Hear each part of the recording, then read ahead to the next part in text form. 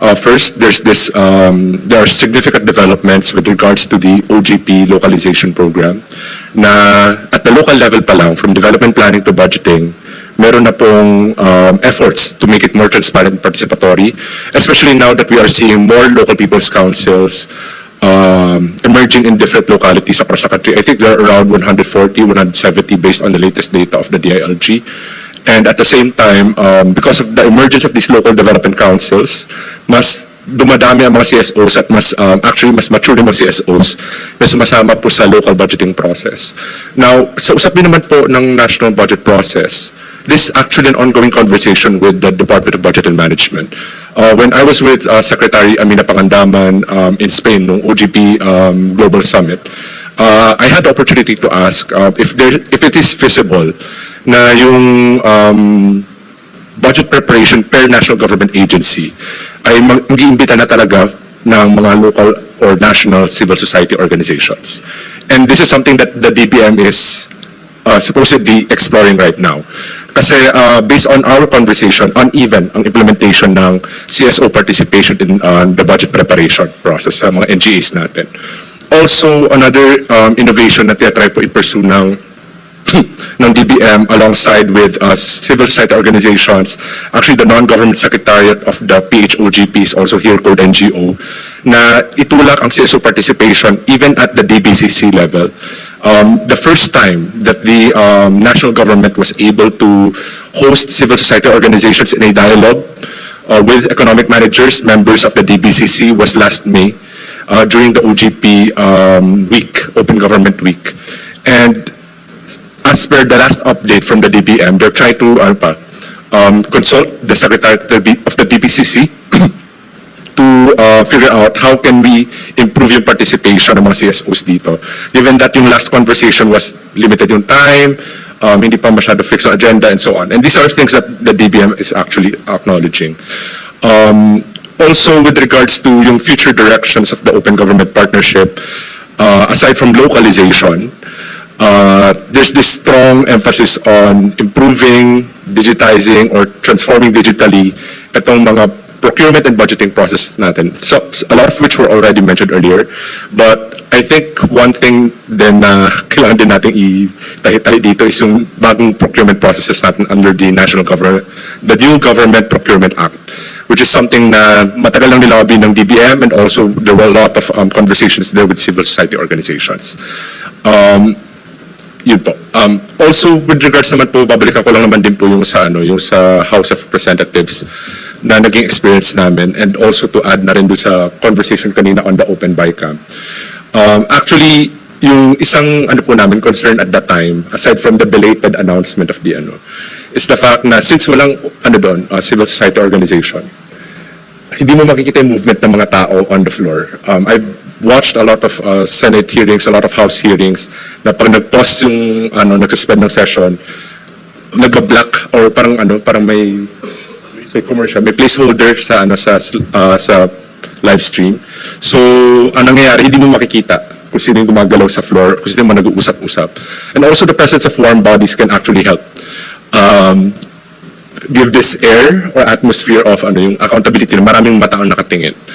And that also feeds into yung sinasabi din po kanina ni Sir Sonny about yung storytelling, piecing things together. And actually, that's also one thing na gusto ko sana i-mention, kasi in most conversations, even with the Open Government Partnership, also in the House of Representatives and also here, nasaan yung mga media organizations. Kasi for example, in this hearing, I was actually looking for PCIJ, pero hindi sila nagsasalita. Kasi normally, for example, the PCIJ verifies other organizations. They have this expertise in investigative journalism na actually hinihingi po siya ng ating Pangulo na saan yung mga investigative journalists who can actually look into yung mga cases of corruption. I would like to believe that they were invited to this hearing naman, but yung baka not sure. Pero yun, I think they have an important role to play din sa mga itong mga mga participatory mechanisms for the national budget and also our other political decision-making mechanisms. Yes, Sunny.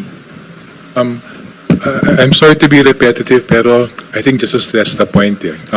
Ako, ang pinakatutunan ko dun sa Senate Committee Resolution number 4, ngayon ko lang nalaman na constitutionally mandated na pala yung disclosure under Philippine constitutional and statutory law. I think that's an important stepping stone kasi yung improving the process doesn't have to be structured. And it's hard to structure anything with civil society kasi ang dami namin eh. Yung ADB, ang kwenta niya, 45,000 development NGOs. That SEC counts about 250,000 na mga registered non-profit. So, honestly, magulo yan to try to put any structure doon. Kaya ang tendency, naging tokenistic, di ba? You invite yung mga friendly, masyado maingay, and then, yan may participation na. Pero, kaya I think mahalaga yung na-raise ng Senate Committee Resolution number 4. If the general principle is disclosure, let's roll with that. Kung walang prohibition dun sa lahat ng mga documentation, whether from the feasibility study, the detailed engineering design, all the way to the mga audit reports, again, given the mga limited exceptions, sige, kung kailangan mag-redact ng konti, redact. Kung kailangan mag-anonymize ng pangalan, anonymize. Pero if the general principle is disclosure, ang laking tulong talaga to improve the process in ways we can predict, to just put it out there. And I think, yung nabanggit ni Brian, if you want to unleash talaga yung totoo, hindi rhetorically, if you want to unleash yung kakayanan ng taong bayan mag-participate, hindi makaparticipate in a structured way, there's too many. Makaparticipate kapag may information. And I think whether it's media outfits or investigative political enemies, unfortunately, pero even mga CSOs, if the information's there, I think that will unleash things in favorable ways that we will never be able to predict.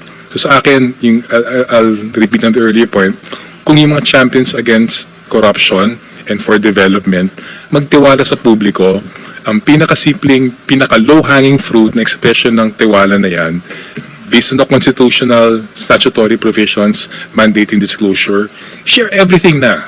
And then, guaranteed, things are going to improve in ways we can't predict now, but they're going to improve talaga. Thank you for saying that, Sunny. Ang takeaway ko dito na low-hanging fruit, I think this cuts across the different CSOs. Yung first is open data, and then second is the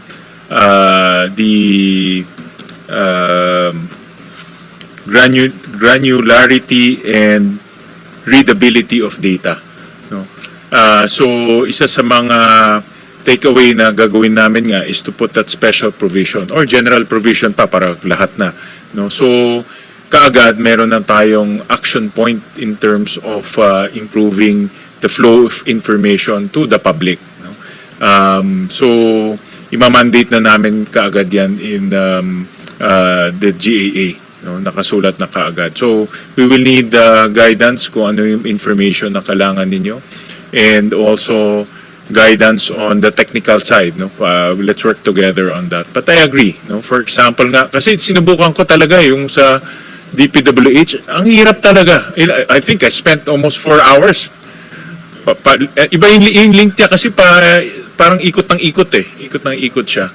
You know? So, even my staff nga, in fact, over the weekend down ng DPWH website I don't know if you guys know, but they tried to, we were looking for that some information about farm to market road pero down siya. Sa dami siguro nang pumapasok.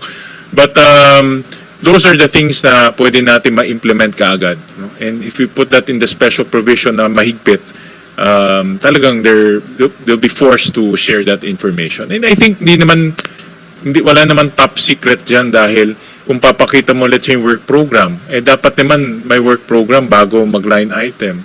Kung papakita mo na yung kontrata, yung bidding documents na sinabi kanina ni Kenneth na importante. Sino ba naglalaban? Wala yun eh.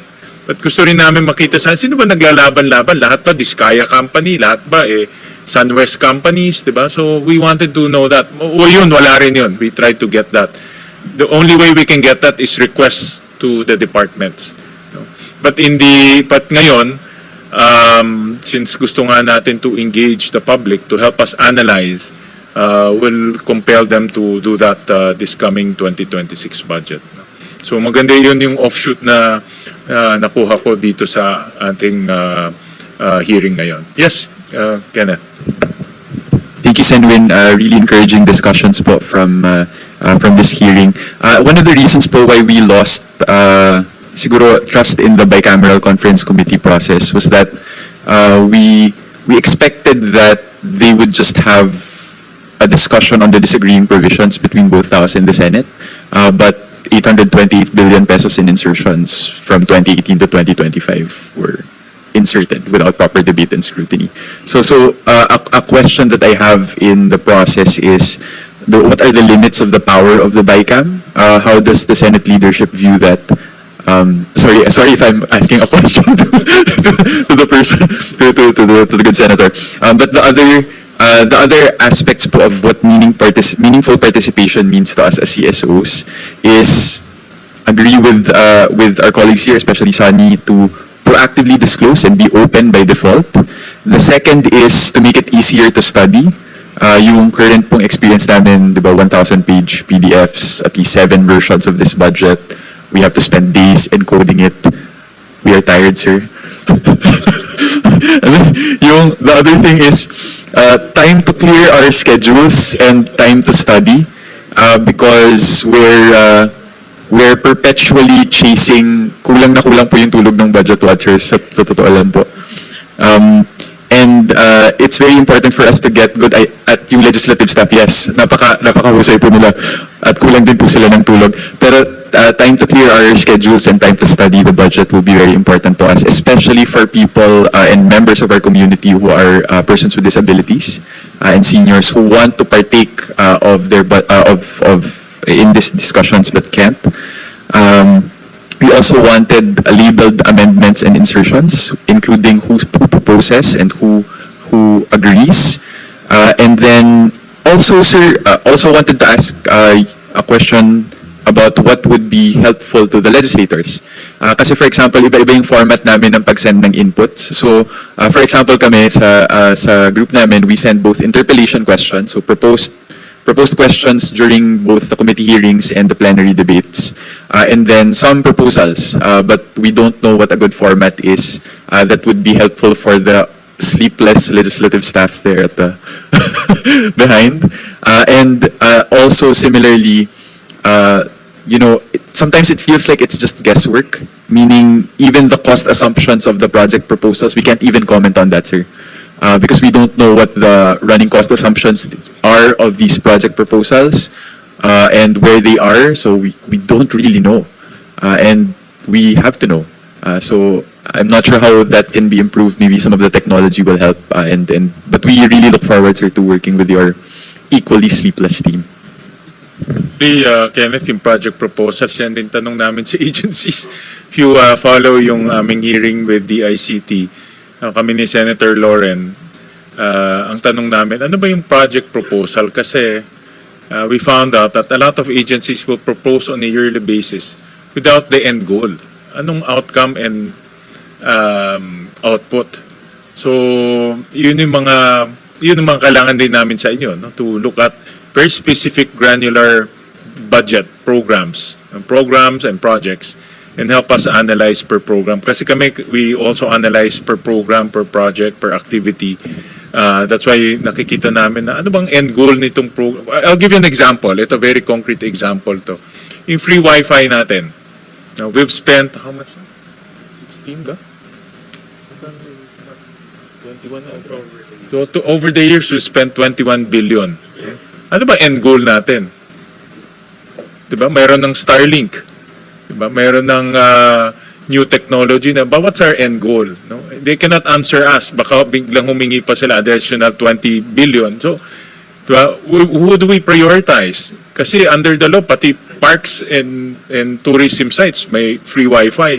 Diba dapat i-prioritize natin schools, SUCs, diba? Government facilities. So, and walang ano yan, walang, like you said, walang project proposal or walang master plan. So those are the things na tinatanong rin namin sa kanila. Kasi kung hindi, gastos tayo ng gastos eh. Isa pa, meron next year, the government will spend 1.5 billion on a data center in Subic. So ano bang end goal natin? Are we going to build our own government-managed data center? Are we going to outsource it to, let's say, Amazon, or marami na kasi malalaking data center ngayon. So, but what's our end goal? Or kung wala kasing ganun, every year we will spend billions and billions without knowing what's the final output. No? So, those are the analysis that we need from the CSO. Pero very granular na yan. No? Talagang very granular na yan. Kaya meron rin, like for example, may mga CSO who specializes in communications, specializes in mobility, specializes in education. Kailangan din namin ng support dyan. No? Kasi admittedly, itong mga kasamahan ko, very limited rin ang aming manpower.